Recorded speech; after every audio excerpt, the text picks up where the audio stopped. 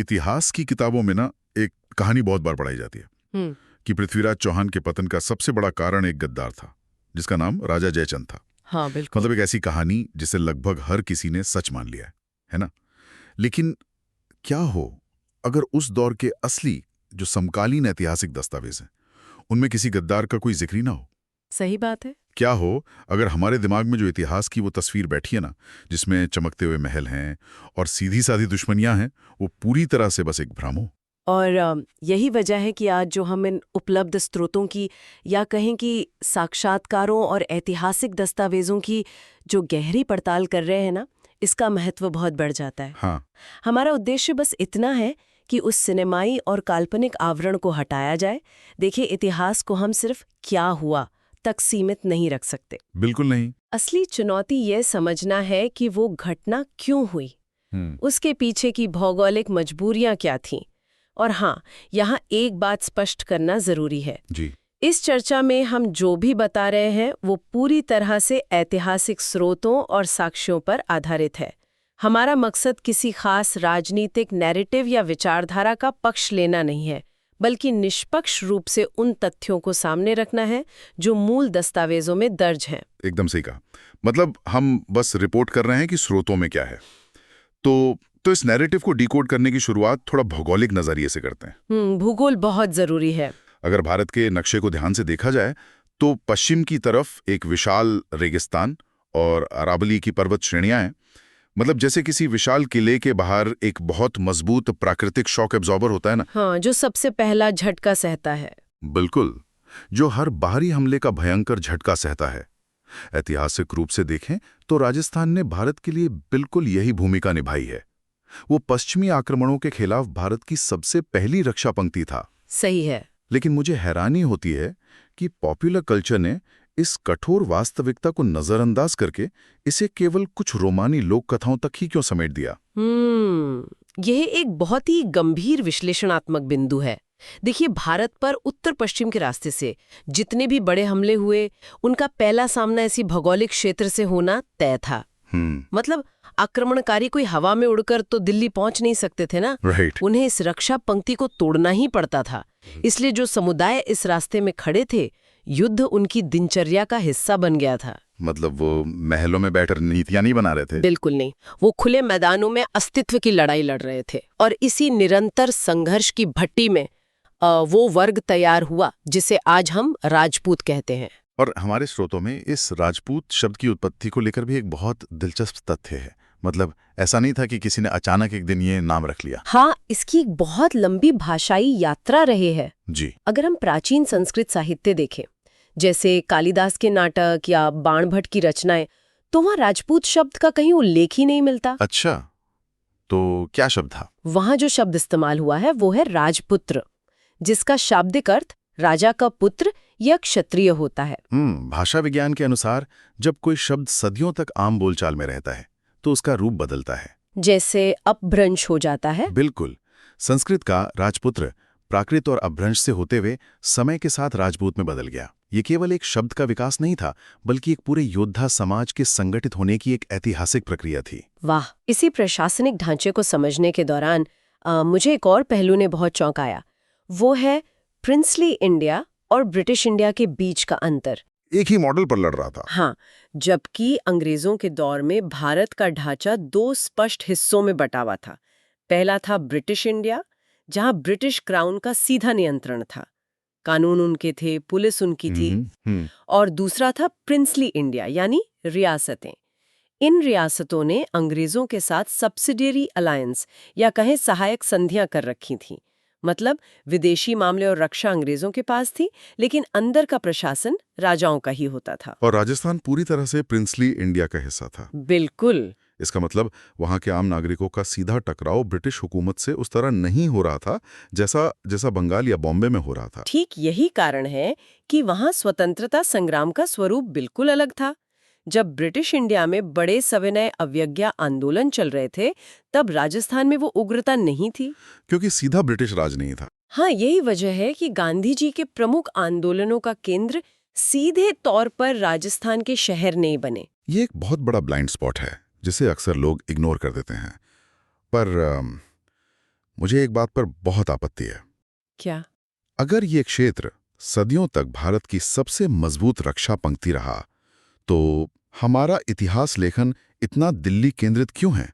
मतलब ऐसा लगता है जैसे जो कुछ दिल्ली के तख्त के आसपास हुआ, बस वही भारत का इतिहास है। ये तो है। हम उन शूरवीरों के योगदान को हाशिए पर क्यों धकेल देते हैं, जिन्होंने वास्तव में इस देश की सीमाओं को बचाया? देखिए, इतिहास हमेशा सत्ता के केंद्र से लिखा जाता है, और यही वो भौगोलिक पक्षपात है जिसे हमारे स्रोत चुनौती देते हैं। विग्रहराज चतुर्थ का उदाहरण ही ले लीजिए। पृथ्वीराज चौहान के ताऊ? हाँ, वो एक ऐसे शासक थे जिन्होंने दिल्ली पर अपना प्रभुत्व स्थापित कर लिया था, लेकिन बात सिर्फ दिल्ली जीतने की नहीं थी। तो और क्या था? आने वाले उन आक्रमणकारियों को जो विदेशी संस्कृति थोपना चाहते थे, उन्हें खदेड़कर वर्तमान पाकिस्तान की अटक नदी के पार कर दिया था। अटक नदी तक दुश्मन को इतना पीछे धकेलना कोई छोटी बात नहीं है। इसके पीछे तो बहुत बड़ी सामरिक लॉजिस्टिक्स रही होगी। बिल्कुल, ये उनकी सेना की गतिशीलता और भूगोल पर उनकी पकड़ का नतीजा था।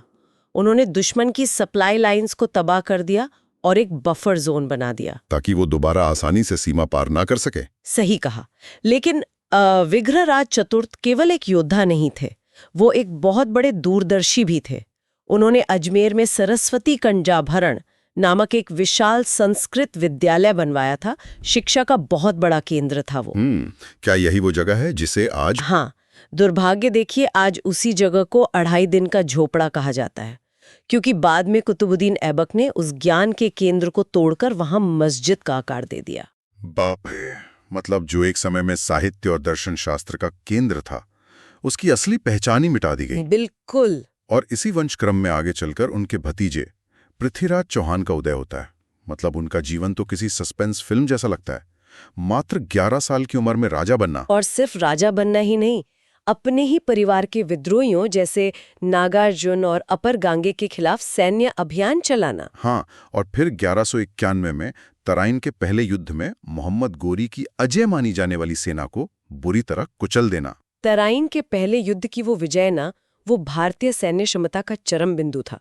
गोरी को न केवल हराया गया, बल्कि वो बुरी तरह घायल हुआ और उसे बंदी बना लिया गया था। पर यहीं पर वो सबसे बड़ा सवाल खड़ा होता है, जिसका जिक्र हमने शुरुआत में किया था। जयचंद वाला? हाँ, जब भी पृथ्वीराज चौहान के पतन की बात आती है, राजा जयचंद को गद्दार का टैग दे दिया जाता है। मतलब आज भी लोग धोखा देने वाले को जयचंद कह देते हैं। लेकिन हमारे स्रोत कह रहे हैं कि ये पूरी तरह से एक मनगढ़ंत कहानी है। ऐसा कैसे हो सकता है? ये इतिहास के विरूपण का बहुत बड़ा उदाहरण है। देखिए, जयचंद को गद्दार बताने वाली कहानी और संयोगिता के अपहरण का जो पूरा प्रसंग है ना, वो मुख्य रूप से पृथ्वीराज रासो नाम के ग्रंथ से आता है, जिसे चंद्रवरदाई ने लिखा था, ऐसा कहा जाता है। लेकिन ऐतिहासिक शोध साबित कर चुके हैं कि जिस रूप में ये ग्रंथ आज उपलब्ध है, वो तराइन के युद्ध के लगभग 500 साल बाद 16वीं या 17वीं शताब्दी में लिखा गया था। 500 साल का अंतर! अरे बाप रे! हाँ, इसका मतलब है कि अगर आज कोई व्यक्ति बिना किसी समकालीन प्रमाण के 1500 के दशक की किसी घटना का बारीक वर्णन लिखे और हम उसे सच मान लें, ये तो बहुत बड़ी भूल है। यही सबसे बड़ा विरोधाभास है। अगर हम पृथ्वीराज चौहान के समय के, यानी उसी दौर के समकालीन दस्तावेजों की जांच करें, तो सच्चाई अलग ही है। कश्मीरी विद्वान जयानक द्वारा रचित पृथ्वीराज विजय, जो उसी दौर का ग्रंथ है, उसमें कहीं भी जयचंद के गद्दार होने का जिक्र नहीं है। अच्छा। और तो और खुद मुस्लिम इतिहासकारों की उस समय की किताबें जैसे तबकात-ए-नासिरी, उनमें भी इस बात का कोई उल्लेख नहीं मिलता कि जयचंद ने गौरी को भारत पर हमला करने के लिए बुलाया था। मतलब ये सब बाद में गढ़ा गया? बिल्कुल। जयचंद वास्तव में एक शक्तिशाली और धर्मपरायण राजा थे, जो बाद में खुद चंदावर के युद्ध में गौरी की सेना से लड़ते हुए मारे गए थे। और सिर्फ एक लोक कथा को मानकर हमने एक ऐतिहासिक महापुरुष की छवि को कलंकित कर दिया। यह सचमुच आंखें खोलने वाला है ना? चलिए अब राजनीतिक नैरेटिव से निकलकर सीधे युद्ध के मैदान की रणनीतियों पर बात करते हैं। बिल्कुल, वो बहुत दिलचस्प है। जब दो बड़ी सेनाएं लड़ती हैं तो बाहर से लगता है कि यह सिर्फ हथियारों का टकराव है, लेकिन गहराई में जाएं तो ये मॉडर्न मिक्स्ड मार्शल आर्ट्स या गुरिल्ला युद्ध जैसा ज्यादा लगता है। हाँ, जहां ताकत से ज्यादा दिमाग का खेल होता है। बिल्कुल, इलाके की समझ और दुश्मन के दिमाग से खेलना मायने रखता है। युद्ध कभी भी केवल मांसपेशियों की ताकत से नहीं जीते गए, वो हमेशा दिमागी रणनीतियों और भूगोल के इस्तेमाल पर निर्भर रहे हैं। राजपुताना का भूगोल ही उनकी सबसे बड़ी सामरिक शक्ति थी। जब महाराणा प्रताप का मुगलों से संघर्ष चल रहा था तो उन्हें पता था कि खुले मैदान में विशाल शाही सेना का सामना करना आत्मघाती हो सकता है। तो उन्होंने क्या किया? उन्होंने एक कठोर लेकिन शानदार रणनीति अपनाई। उन्होंने मेवाड़ के मैदानी इलाकों से अपनी पूरी जनता को अरावली के दुर्गम पहाड़ों में भेज दिया। एक मिनट, पूरी जनता को पहाड़ों में भेज देने का मतलब है कि मैदानों में ना कोई खेती होगी, ना कोई फसल उगेगी? बिल्कुल। तो जब मुगल सेना वहां पहुंचेगी तो उनके घोड़ों और सैनिकों को खाने के लिए अनाज का एक दाना नहीं मिलेगा? ये तो पूरी तरह से दुश्मन की सप्लाई चेन को काटकर उन्हें भूखा मारने की स्कॉर्च्ड अर्थ नीति है। एकदम सही पकड़ा। जब दुश्मन के रसद के रास्ते कट जाते हैं तो सेना का मनोबल टूटने लगता है। और सिर्फ यही नहीं, युद्ध में जानवरों के इस्तेमाल की रणनीतियां भी हैरान करने वाली हैं। जानवरों का सामरिक इस्तेमाल? हाँ, जैसे हाथियों को सिर्फ सवारी के लिए नहीं बल्कि किलों को भेदने वाले जिंदा हथियारों की तरह इस्तेमाल किया जाता था। किलों के जो मुख्य द्वार होते थे वो भारी लकड़ी और लोहे की नुकीली कीलों से बने होते थे, ताकि कोई धक्का देके ना खुल सके। हाँ, तो इन द्वारों को तोड़ने के लिए हाथियों को भारी मात्रा में शराब पिलाई जाती थी ताकि वो नशे में आकर उन नुकीली कीलों पर भी पूरी ताकत से अपना सिर दे मारे। और स्रोतों में वो अहमदनगर के किले की घटना, वो तो रोंगटे खड़े कर देने वाली है। कान्हा सिंह चौहान वाली। हाँ, जब एक हाथी ने पहली टक्कर मारी तो लोहे की कीलें उसके सिर में चुभ गईं और वो दर्द के मारे पीछे हट गया। वो दोबारा टक्कर मारने को तैयार नहीं था। तब कान्हा सिंह चौहान खुद उन भयंकर लोहे की कीलों के आगे अपनी पीठ लगा के खड़े हो गए ताकि हाथी अगली टक्कर उनके सीने पे मारे और गेट टूट जाए। ये अकल्पनीय समर्पण है। अपने ही प्राणों की बलि देकर अपनी सेना के लिए रास्ता खोलना, ये कोई सामान्य बात नहीं है। ये उस मनोविज्ञान को दर्शाता है जिसमें मातृभूमि के लिए मृत्यु को एक उत्सव माना जाता था। और सिर्फ हाथी ही नहीं, भ्रम पैदा करने में बैलों का भी गजब का इस्तेमाल होता था। अरे वाह! रात के घुप अंधेरे में ना सैकड़ों बैलों के सींगों पर मशाले बांधकर उन्हें दुश्मन के शिविर की दिशा में छोड़ दिया जाता था। अरे वाह! दूर से देखने पर दुश्मन को लगता था कि हजारों सैनिकों की विशाल फौज हाथ में मशाले लिए हमला करने आ रही है और वो खौफ में पीछे हट जाते थे। मनोवैज्ञानिक युद्ध। बिल्कुल। इसी तरह रेगिस्तान की रेतीली जमीन पर तेजी से हमला करने के लिए बीकानेर की मशहूर कैमल कॉप्स बनाई गई थी, क्योंकि वहां घोड़े उतने कारगर नहीं हो सकते थे। रणनीतियों के साथ साथ हथियारों के पीछे की भावना भी कमाल की थी। जैसे सिरोही की तलवारें बहुत उत्कृष्ट मानी जाती थी, लेकिन जो बात मुझे प्रभावित करती है वो है योद्धा का हथियार के साथ जुड़ा आध्यात्मिक रिश्ता। मतलब वो उसे सिर्फ लोहा नहीं मानते थे। हाँ, उसे साक्षात भवानी माना जाता था। और इसी आस्था के कारण एक बहुत कड़ा नियम था, एक बार अगर तलवार म्यान से बाहर आ गई तो वो बिना खून पिए वापस म्यान में नहीं जा सकती थी। तो अगर कोई युद्ध नहीं हो रहा है, मान लीजिए दशहरे के दिन शस्त्र पूजा के दौरान तलवार निकाली गई है, तो क्या होता था? तो योद्धा अपने ही अंगूठे पे कट लगाकर अपने खून का तिलक उस तलवार पर लगाता था, फिर उसे म्यान में रखता था। वाह! ये तो खुद को याद दिलाना था कि इस हथियार का मजाक नहीं बनाया जा सकता। इसी अदम्य साहस के प्रतीक के रूप में महाराणा प्रताप का नाम सबसे ऊपर आता है। बिल्कुल आता है। लेकिन रुकिए, यहाँ मुझे थोड़ा कंफ्यूजन है। मतलब बचपन से तो स्कूलों में यही पढ़ाया जाता रहा है कि हल्दी घाटी के युद्ध में अकबर की सेना विजयी रही थी। प्रताप को पीछे हटना पड़ा था, यही सुना है ना? हाँ, तो फिर हमारी इस पड़ताल के स्रोत एक अलग ही कहानी की ओर क्यों इशारा कर रहे हैं? क्योंकि जब हम समकालीन दस्तावेज पढ़ते हैं तो ये नैरेटिव ढह जाता है। हल्दी घाटी के युद्ध में खुद मुगल सेना के साथ एक इतिहासकार मौजूद था, अब्दुल कादिर बदायूनी। ये तो मुगलों का अपना दस्तावेज है, किसी राजपूत का नहीं। बिल्कुल। बदायूनी अपनी किताब में स्पष्ट लिखता है कि हल्दी घाटी में प्रताप के पास करीब 3000 की सेना थी और मुगल सेना का नेतृत्व कर रहे मानसिंह के पास लगभग 5000 सैनिक थे। लेकिन बदायूनी खुद मानता है कि राजपूतों ने ऐसा भयंकर प्रहार किया कि मुगल सेना खौफ के मारे 5 कोस यानी लगभग 15 किलोमीटर तक पीछे भाग खड़ी हुई थी। 15 किलोमीटर? और ये तो सामान्य सैन्य तर्क है कि जीतने वाली सेना कभी रणभूमि छोड़कर 15 किलोमीटर पीछे नहीं भागती। एकदम सही बात है। यहाँ तक कि जब इस युद्ध के बाद मुगल सेनापति मानसिंह आगरा लौटा तो ये दर्ज है कि बादशाह अकबर उससे इतना नाराज था कि उसने कई महीनों तक मानसिंह का दरबार में आना ही बंद करवा दिया था। क्या कोई भी शासक अपनी सेना की जीत का जश्न मनाने के बजाय अपने सबसे बड़े सेनापति को इस तरह अपमानित करेगा? बिल्कुल नहीं। ये प्रमाण है कि मुगलों को वो परिणाम नहीं मिला जिसकी उन्हें उम्मीद थी, और ये संघर्ष हल्दी घाटी पर खत्म नहीं हुआ। 1582 में दिवेर का युद्ध हुआ, दिवेर का युद्ध, जिसे हम आज की भाषा में एक अत्यंत सटीक सर्जिकल स्ट्राइक कह सकते हैं। प्रताप और उनके बेटे अमर सिंह ने मुगलों की उस सबसे बड़ी चौकी पर अचानक और बेहद आक्रामक हमला किया। और दिवेर के युद्ध में अमर सिंह का वो वार तो किसी फिल्म के सबसे रोमांचक दृश्य जैसा है।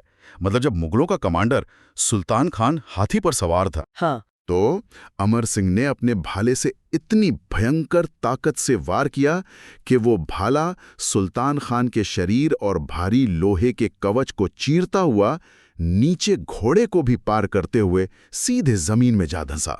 सोचिए जरा उस प्रहार की ताकत। इस एक प्रहार ने मुगलों में ऐसा खौफ पैदा कर दिया कि इसके बाद अकबर ने कई सालों तक मेवाड़ की तरफ मुड़कर देखने की हिम्मत भी नहीं की। लेकिन महाराणा प्रताप का असली कद केवल युद्ध कौशल से नहीं नापा जा सकता। उनका मानवीय बल भी उतना ही असाधारण था। मुगलों के साथ चल रहे इसी खूनी संघर्ष के दौरान एक बार प्रताप के बेटे अमर सिंह ने मुगल सेनापति अब्दुल रहीम खान ए खाना के परिवार की महिलाओं को बंदी बना लिया था। ये वही रहीम है जिनके दोहे हम आज पढ़ते हैं? जी हाँ, वही रहीम। जब प्रताप को इस बात की भनक लगी तो उन्होंने अमर सिंह को कड़ी फटकार लगाई और तुरंत आदेश दिया कि उन महिलाओं को पूरे सम्मान और सुरक्षा के साथ वापस मुगल शिविर में पहुंचाया जाए। क्या बात है। रहीम इस घटना से इतने प्रभावित हुए कि उन्होंने लिखा था कि सत्ताएं तो आती जाती रहेंगी, लेकिन प्रताप के इस चरित्र को युगों युगों तक याद रखा जाएगा। और एक ऐसा राजा जो अपना पूरा जीवन जंगलों और युद्ध में बिता रहा हो, उसका प्रकृति प्रेम भी हैरान करता है। आप विश्व वल्लभ की बात कर रहे हैं। हाँ, युद्ध के उसी तनावपूर्ण दौर में उन्होंने चक्रपाणी मिश्र नाम के विद्वान से विश्व वल्लभ नामक एक ग्रंथ लिखवाया था। ये कोई युद्ध नीति की किताब नहीं थी, बल्कि ये हॉर्टिकल्चर यानी बागवानी और जल संरक्षण पर आधारित थी। ये उनके व्यापक दृष्टिकोण को दर्शाता है। वो केवल विनाश नहीं कर रहे थे, वो प्रकृति का सृजन भी कर रहे थे। ये सब बहुत अद्भुत है, लेकिन अब उस पहलू की तरफ मुड़ते हैं जिसने मुझे व्यक्तिगत रूप से सबसे ज्यादा विचलित किया। कौन सा? महिलाओं की भूमिका वाला। एक धारणा है कि इतिहास में महिलाओं की भूमिका केवल महिलाओं के अंदर तक सीमित थी, या फिर वो केवल जौहर की दुखद कहानियों का हिस्सा थीं। ये बहुत गलत धारणा है। लेकिन साक्ष्य तो चीख चीख कर कह रहे हैं कि महिलाएं असली फ्रंटलाइन कमांडर्स थीं। उन्होंने युद्ध के मैदान में सेनाओं का नेतृत्व किया। इतिहास का ये वो हिस्सा है जिसके साथ सबसे बड़ा अन्याय हुआ है। गुजरात की राजमाता नायका देवी का ही प्रमाण देखिए। जब मोहम्मद गोरी ने भारत पर हमला करने की योजना बनाई तो उसे लगा कि गुजरात की सत्ता एक विधवा राजमाता के हाथ में है, तो इसे कुचलना आसान होगा। लेकिन 1178 ईस्वी में, जरा सोचिए, तराइन के युद्ध से पूरे 13 साल पहले नायका देवी ने अपनी सेना की कमान खुद संभाली। और उन्होंने सिर्फ तलवार नहीं उठाई, उन्होंने गजब के सामरिक दिमाग का इस्तेमाल किया। गोरी की सेना को माउंट आबू के पास कायंद्रा के संकरे पहाड़ी दर्रों में फंसा लिया। हाँ, जहां गोरी के घुड़सवार किसी काम के नहीं रहे। बिल्कुल। कायंद्रा के उस युद्ध में गोरी को इतनी बुरी तरह हार का सामना करना पड़ा कि वो अपनी जान बचाकर भागा। और अगले 13 सालों तक उसने उस रास्ते से भारत की तरफ देखने की जरूरत नहीं की। एक महिला ने उस खूंखार आक्रमणकारी को 13 साल पहले ही हरा दिया था।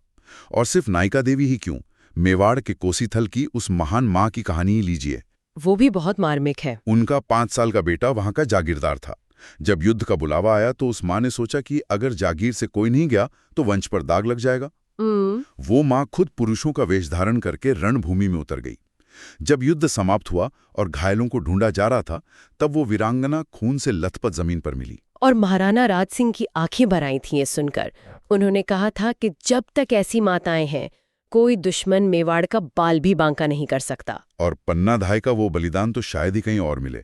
मेवाड़ के राजवंश को बचाने के लिए उन्होंने अपनी आंखों के सामने अपने सगे पुत्र चंदन को मौत के घाट उतारे जाने दिया। इन वीरांगनाओं ने केवल इतिहास देखा नहीं है, उन्होंने अपने खून से इतिहास की दिशा मोड़ी है। इन घटनाओं का विश्लेषण करते हुए एक और बहुत गहरा आयाम सामने आता है।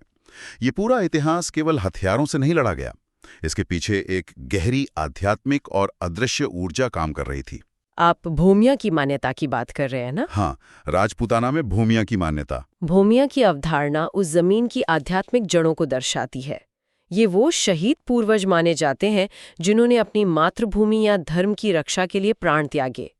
ये माना जाता है कि भौतिक शरीर छोड़ने के बाद भी उनकी ऊर्जा उस जमीन की रक्षा करती है। दस्तावेज बताते हैं कि जब अकबर के सेनापति मानसिंह को अफगानिस्तान के बेहद कठिन और ठंडे इलाकों में संघर्ष करना पड़ रहा था तो वे गहरे संकट में थे। हाँ। उस समय ऐसा माना गया कि उनके पूर्वज, जिन्हें स्थानीय आस्था में भूमिया सांगा जी कहा जाता है, उनकी आध्यात्मिक शक्तियों ने एक अदृश्य रूप से मानसिंह की मदद की थी। और इस घटना का प्रभाव इतना गहरा था कि जब मानसिंह विजयी होकर वापस लौटे तो उन्होंने सांगा जी का एक भव्य मंदिर बनवाया। और आज हम जयपुर के जिस सांगानेर इलाके को जानते हैं वो उन्हीं के नाम पर बसाया गया है। बिल्कुल। इसी आध्यात्मिक सामंजस्य की एक और कड़ी भगवान कार्तिकेय से जुड़ती है, जो युद्ध के देवता माने जाते हैं। अच्छा। प्राचीन काल में हरियाणा और राजस्थान के क्षेत्रों में एक बहुत ही वीर समाज रहता था जिसे यौधेय कहा जाता था। उनका नाम ही योद्धा शब्द से निकला था। क्योंकि वे एक विशुद्ध सैन्य समाज थे, इसलिए उनके इष्ट देव भी भगवान कार्तिकेय थे। ऐतिहासिक साक्ष्य बताते हैं कि जहां जहां ये यौधेय योद्धा गए वहां भगवान कार्तिकेय की पूजा स्थापित हुई। ये भौतिक युद्ध और आध्यात्मिक आस्था का एक अद्भुत संगम था। तो इन सभी तथ्यों और कहानियों से गुजरने के बाद एक बात स्पष्ट हो जाती है, ये इतिहास केवल कुछ तारीखों को रटने का विषय नहीं है। बिल्कुल नहीं। ये कूटनीति की बारीकियों, मानवीय साहस, महिलाओं के नेतृत्व और गहरी आध्यात्मिक जड़ों की एक जीवंत गाथा है जिसे दुनिया के सामने बहुत ही सतही रूप में पेश किया गया। यह सच है, इतिहास कोई बीता हुआ कल नहीं है जो किताबों में बंद हो गया हो। इन बलिदानों की जड़ें हमारे वर्तमान में इतनी गहराई तक धसी हुई हैं कि हम रोजमर्रा की जिंदगी में उनका प्रभाव महसूस करते हैं। और यही बात आज की इस चर्चा के सबसे विचारोत्तेजक तथ्य की ओर ले जाती है। अगर एक पल के लिए सोचा जाए, आज जो घरों में दिवाली मनाई जाती है या होली के रंग खेले जाते हैं या फिर जो शुभ मुहूर्त निकाले जाते हैं, वो किस आधार पर तय होते हैं? बहुत अहम सवाल है। वो सारे त्योहार और शुभ कार्य विक्रमी कैलेंडर पर आधारित होते हैं। इस कैलेंडर की शुरुआत परमार वंश के महान राजा विक्रमादित्य ने की थी, जब उन्होंने शकों नाम के विदेशी आक्रमणकारियों को युद्ध में पूरी तरह से नेस्तनाबूद कर दिया था। और जो बात सबसे ज्यादा हैरान करती है वो ये है कि ये प्राचीन विक्रमी कैलेंडर आज पूरी दुनिया में इस्तेमाल हो रहे ग्रेगोरियन यानी अंग्रेजों के कैलेंडर से 57 साल आगे चलता है। बिल्कुल। तो सोचने वाली बात यह है कि अगर हमारे जीवन का दैनिक पंचांग, हमारी तारीखें और हमारे सबसे बड़े त्योहार किसी प्राचीन योद्धा की एक प्रचंड सैन्य विजय से तय होते हैं, तो फिर इस बात की कितनी संभावना है कि आज के आधुनिक जीवन के ऐसे और अनगिनत पहलू होंगे जो किसी गुमनाम युद्ध के मैदान में गढ़े गए थे, लेकिन जिनके असली इतिहास से हम आज भी पूरी तरह अनजान हैं।